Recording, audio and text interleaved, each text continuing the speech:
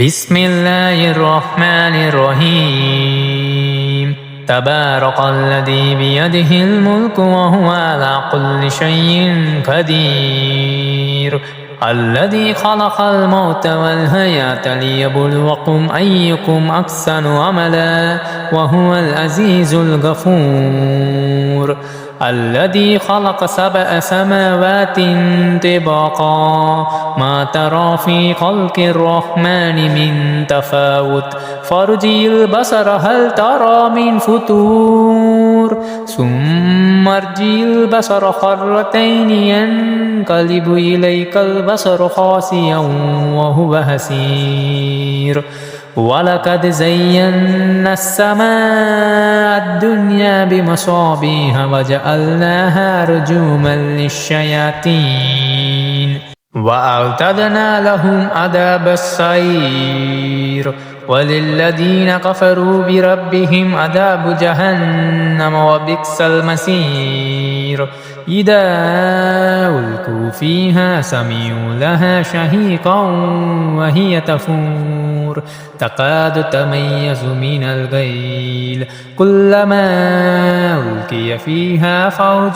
سألهم خزنتها ألم يأتكم نذير قالوا بلى قد جاءنا نذير فكذبنا وقلنا ما نزل الله من شيء إن أنتم إلا في ضلال كبير وقالوا لو كنا نسمع أو نعقل ما كنا في أصحاب السعير فاعترفوا بذنبهم فسحقا لأصحاب السعير إن الذين يخشون ربهم بالغيب لهم مغفرة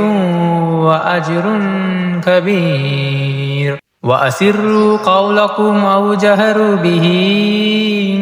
إنه عليم بذات الصدور ألا يعلم من خلق وهو اللطيف الخبير هو الذي جعل لكم الأرض ذلولا فامشوا في مناكبها وكلوا من رزقه وإليه النشور أأمنتم من في السماء أن يكسف بكم الأرض فإذا هي تمور أم أمنتم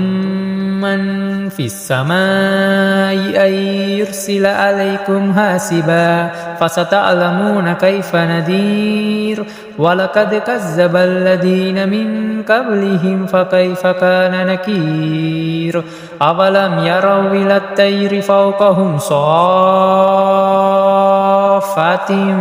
ويقبلن ما يمسكهن إلا الرحمن إنه بكل شيء بصير أمن هذا الذي هو جند لكم ينصركم من دون الرحمن إن الكافرون إلا في غرور أمن هذا الذي يرزقكم إن أمسك رزقه بل لجوا في عتو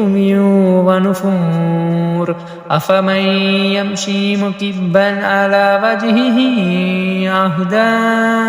أمن يمشي سويا على صراط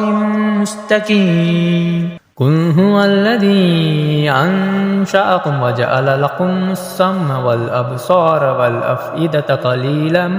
ما تشكرون قل هو الذي ذرأكم في الأرض وإليه تحشرون ويقولون متى هذا الوقت إن كنتم صادقين قل إنما العلم عند الله وإنما أنا نذير مبين فلما رأوه زلفة سيئت وجوه الذين كفروا وقيل هذا الذي كنتم به تدعون قل أرأيتم إن أهلكني الله ومن معي أو رحمنا فمن